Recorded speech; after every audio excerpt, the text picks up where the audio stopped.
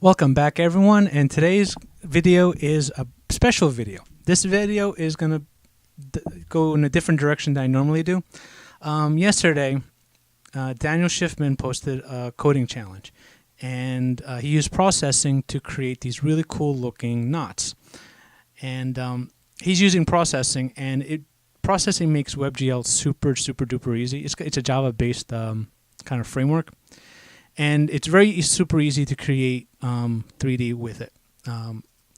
And he used this web page to with some math equations to create these really cool three-dimensional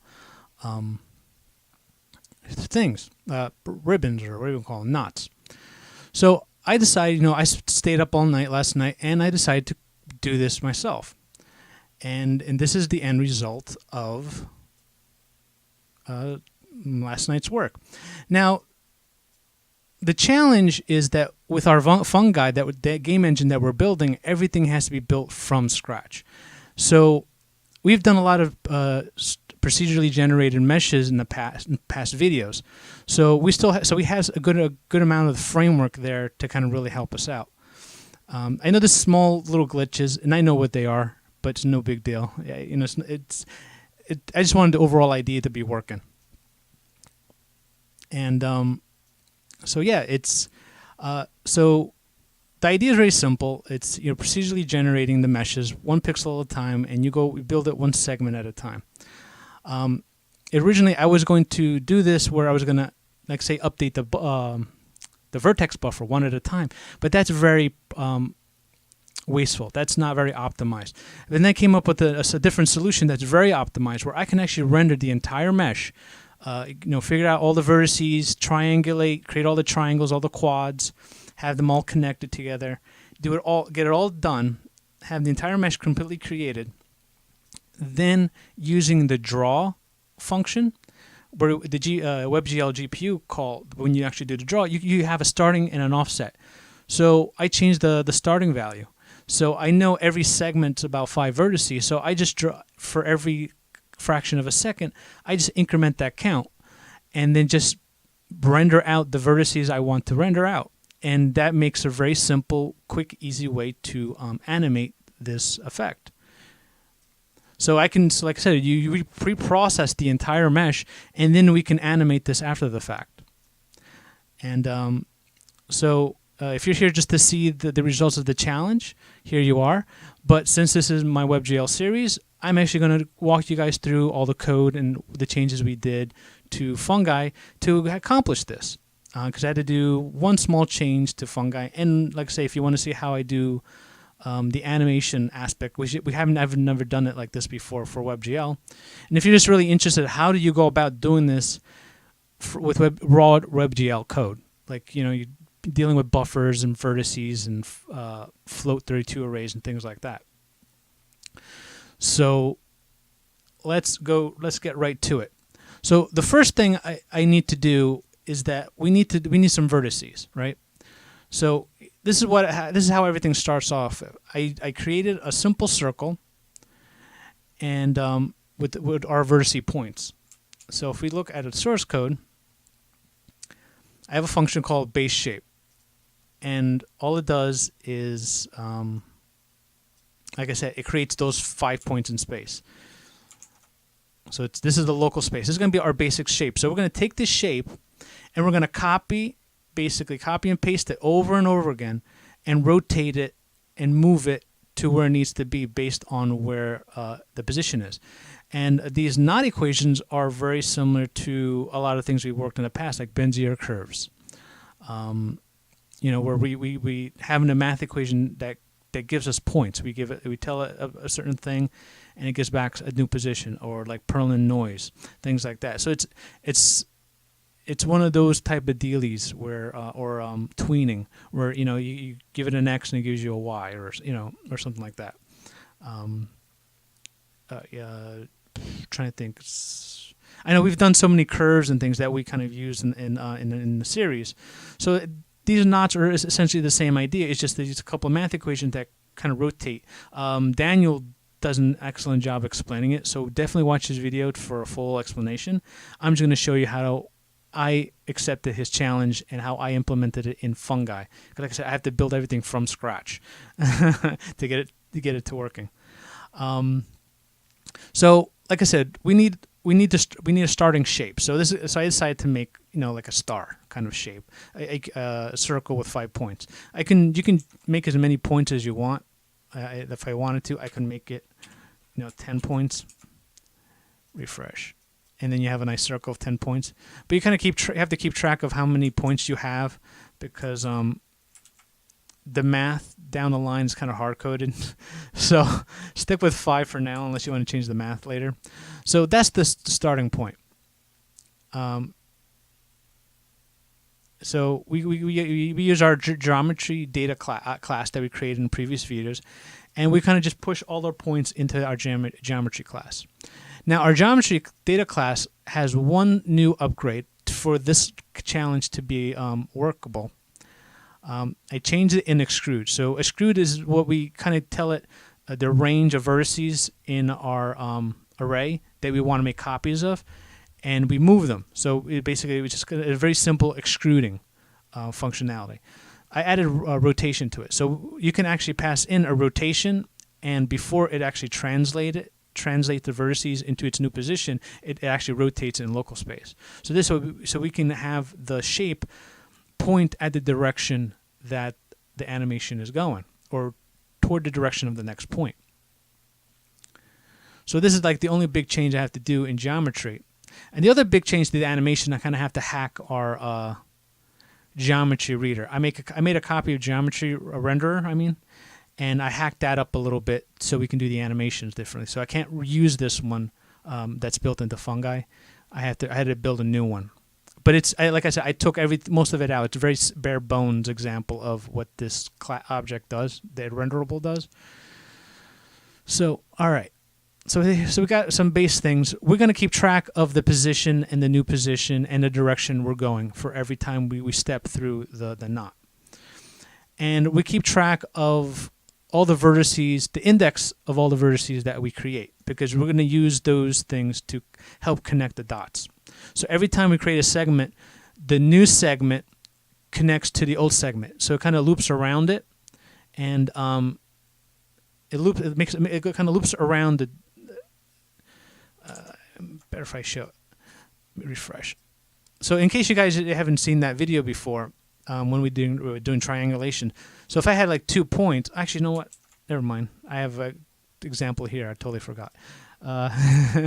So I'm going to make a new point. Let's see. So I'm going to subtract the old point from the new point, which I have a starting position. No, do I?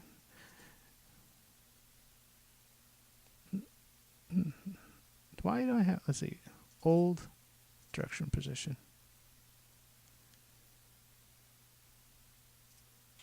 And then, yeah, that's really all. So I'm going to do an extrude. So yeah, here's an example. So now they have so I have a new position. I don't know what the hell. New position. Okay, that's the new position. That's the old position. So it subtracts each other, and it creates a direction position. Direction position is very important for rotation, but we're not doing that right now. So we're calculating our new position based on our old position. Well, never mind. We're not. Ignore what I'm saying. We're taking new and old to calculate our direction position, but we don't actually need this right now. This is really just for rotation. So all we need to do is take our old set, which is the starting point, and we're going to move it to its new position, which is this position. And that is what we see here. Now, since we have these we need at least 2 rows worth of information. So we didn't connect the dots. So we take, probably hard to see. So we take this point, because they're all the same index essentially. So this is like 0, 1, 2, 3, 4, 0, 1, 2, 3, 4. So we take the 0, we connect the 0, connect the 1, we connect the 1. When we connect those 4 points, that creates a quad. With those, now that we know what the quad is, we can subdivide the quad into triangles. And then from there we can then create the indices that forms a triangle. But then we go from, so if we go from 0 to 1, we go to 1 to 2. And then we connect 1 to 2, 2 to 3, 3 to 4, and then 4 back to 0. And then that will do a loop where we connect all the triangles. And if you're new to this video, we have try loop, which you kind of put into two, an array of 2 indices, and it just calculates, which creates, will then loop around it to create the triangles and the quads, and create the indices that actually creates the actual triangles based on those 4 points in 3D space.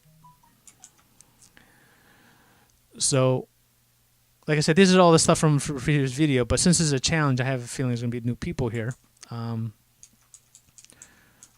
So, now that we have 2 points, we can then triangulate everything. And our renderer kind of knows how to handle this. Well, I did triangulate everything, yes. But, like I said, this is base WebGL. So, since I have everything set up as points, let's make it into triangles. We have to tell WebGL that we want to draw triangles, not points now. This is our draw mode. There we go. Now it's kind of a little hard to see, so I'm going to switch to our low poly Fong lighting shader. There we go. So now we can see the shape a lot better. Now, so what we did, we ended up extruding it and then moving it into this new position. But it's in the wrong direction. So ideally, if we're going to do that, the curves from, we need to rotate the new extruded vertices, and we need to rotate it in the direction that we're moving. So we're going in this direction, which is, I don't know, so maybe a 45-degree angle. So these things need to be rotated at a 45-degree angle. So that's what the other chunks of code is for. So now this is what we're doing. We're calculating the direction we're moving from our old point to the new point, and we're going to create a look rotation to it. So it's just we take that direction, we tell it which direction is up, and it stores it in our quaternion. And then we can then pass that into our new updated extrude function. So we pass in our rotation and our translation, and then it should actually rotate those vertices in the direction that we're going. Perfect. And there you go. So this is the bare bones example of actually finally getting a bunch of points, moving them, rotating them, and getting there. Now that we get the basic mechanics of how to do this, we just rinse and repeat for the entire knot. So it's pretty easy at this point. So if I comment this stuff out, and let's see, and we do this up here. So I have some basic stuff here. So we're going to go through knots, and we'll quickly look at what knot 4 looks like. Like I said, I streamlined the code a little bit. So the basic equations is here. It does like some kind of spherical. Like I said, Daniel can explain this a hell lot better than I am, but I can. But it's kind of basically kind of like this sphere coordinates, and then there's a second equation for converting it into Cartesian coordinates, basic x, y, and z position. Since this is duplicated in the x and z, x and y, I end up just copying it. So I just want to do it once and then use it instead of actually doing cosine and multiplication twice. I was trying to optimize this, because since I have to go through this probably like 100 or 1,000 times, anytime I can cut out some additional CPU time, the better. So like I said, I try to optimize it as much as possible as I can to make it work a slightly, microsecond faster.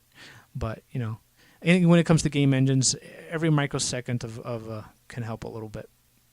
So the idea is that we have this beta value, and we just constantly increment it, and we're going to increment it by a small fraction. And then it returns back our new position, and then we take the new position and we use it to help calculate our direction. So I know this doesn't look very readable, but I'm doing a bunch of weird chaining effects. But if you're used to this my web series, if you're not new, you see that I do this a lot. I do like little funky things to chain to make my code lines a little bit smaller, and so I have less lines of code. So yeah, once I have our position, I take the position, I create a point, and move on to the next. And I think for this example, I need to use line strip. So I need to, the joys of using raw WebGL, you kind of have to do all these little things. Refresh, and there you go. And this is the shape I believe Daniel was creating. If I can, there he is. Yeah, he has it in 3D so far, but let me go back here. So right now I'm using lines. So I just wanted to show you a quick example that we can traverse through that equation and just see all the points. I actually like doing this too. This is fun. I like seeing it in point form. So go take those points in 3D space and just render the points themselves and not connect the dots. Oh, what happened? Oh, don't tell me I broke it. Draw mode, points. Should be fine. Ah, damn it. It was working so well for me before. So I guess line strips it is.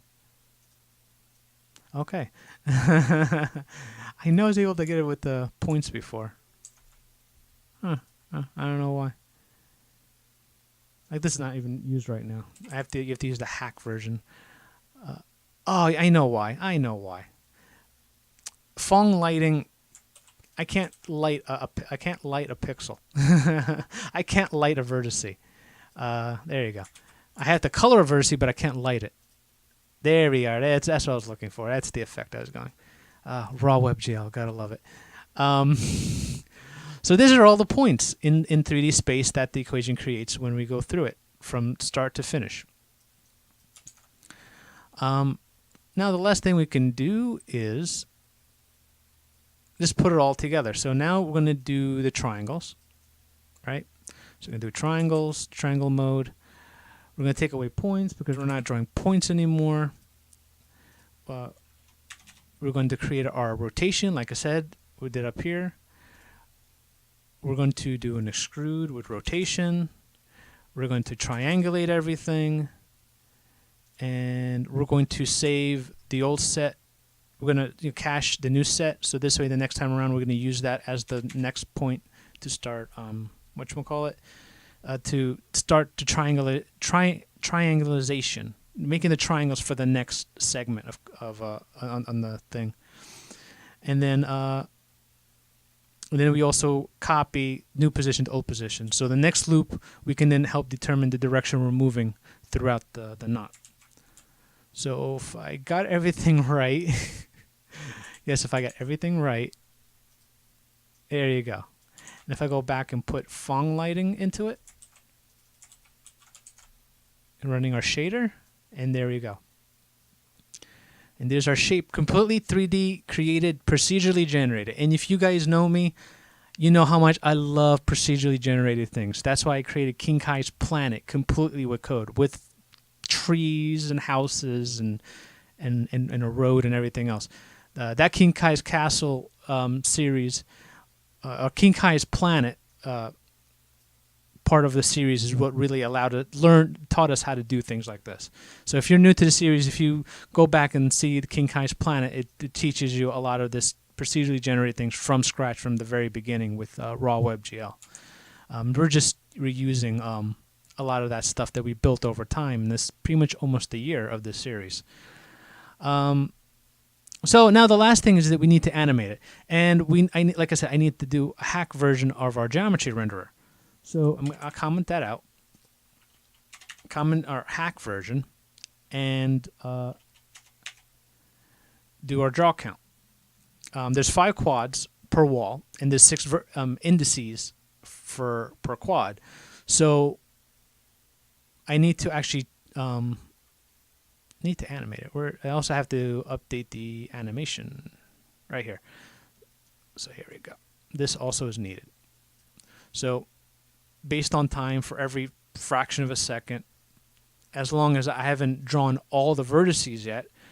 Reset time. So the next, wait for the next time, and then just add 30 indices. So I want to render 30 indices to the draw count. So this way, that's how many indices I need to actually render the next segment on the line. So like I said, it's 5 quads per wall. Like every circle wall it takes about 5 quads, and like I said, every quad it takes about 6 indices to generate that one quad. And let's quickly look at our geometry hack class. It's pretty much just like every other rendering class that we have. The only difference I have is draw count. This controls how much information we're doing.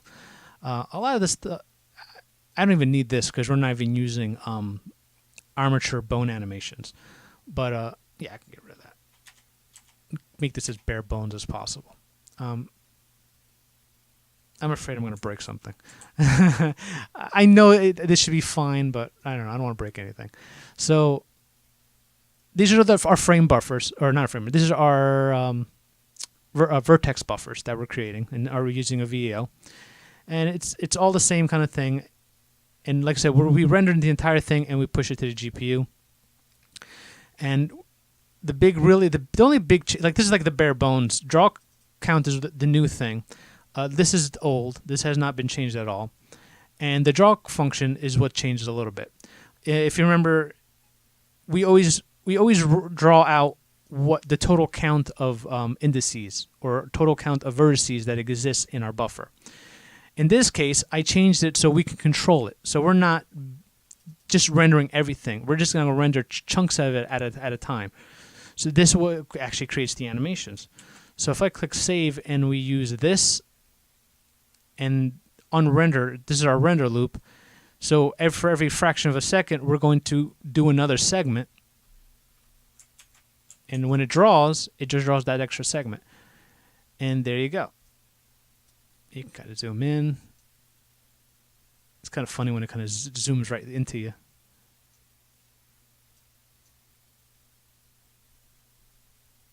And there you go. And there's our knot that we can kind of traverse into. And that's how we can procedurally generate this with a raw WebGL. You got to create all those vertices, got to create all those triangles, connect the dots, and then you got a shader that has to color it and light it and everything else. If you're interested in that, I have a video for Fong lighting as well. The nitty-gritties of dot notation and whatnot.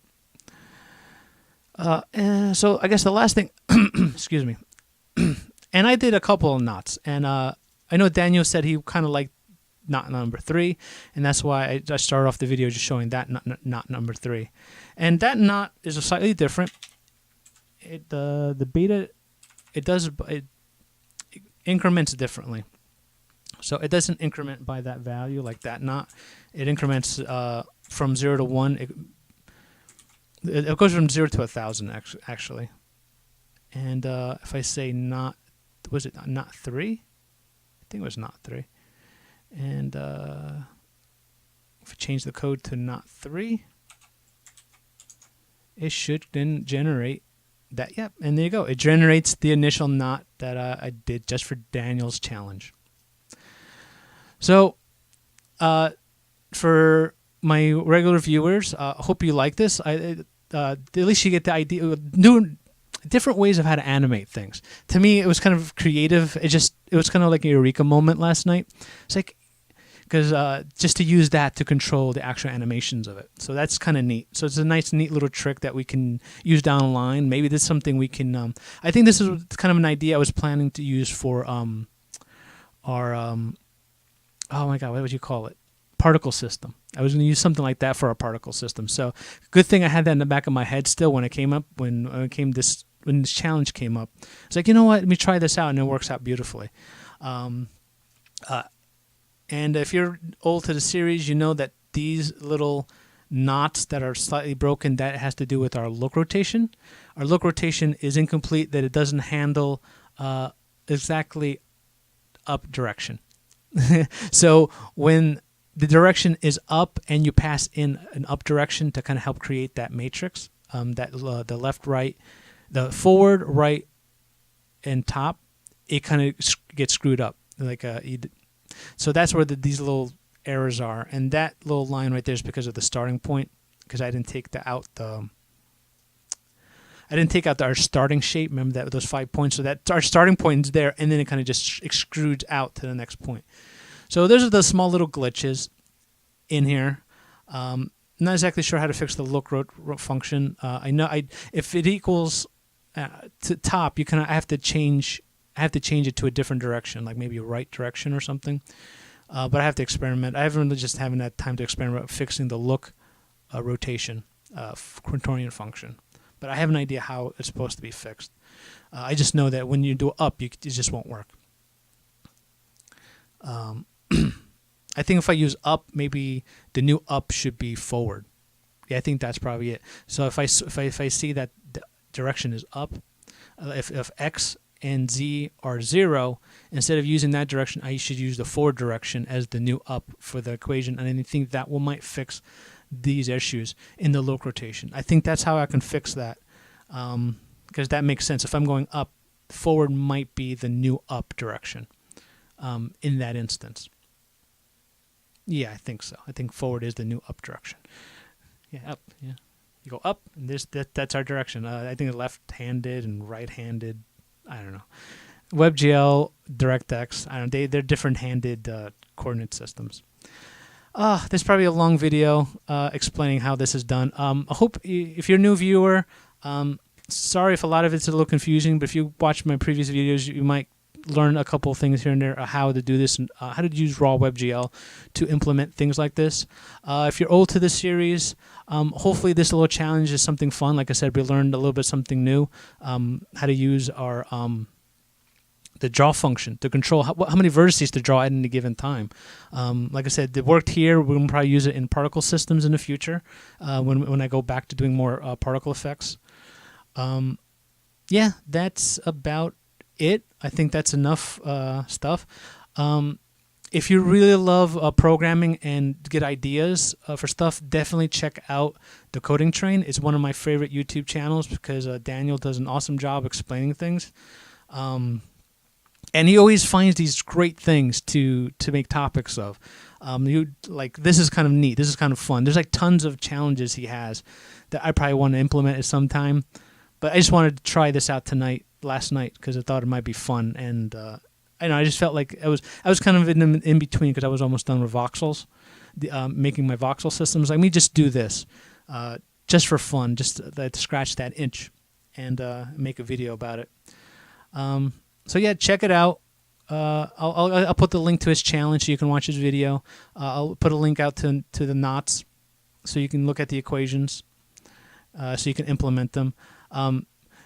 Don't let the C++ code fool you. These are the only lines that matter. I looked at it, I was like, oh man, this is going to be something expensive. And then when I looked at the C++ code, I was like, oh, this is the only, that's all that matters. It's just 4 lines of code.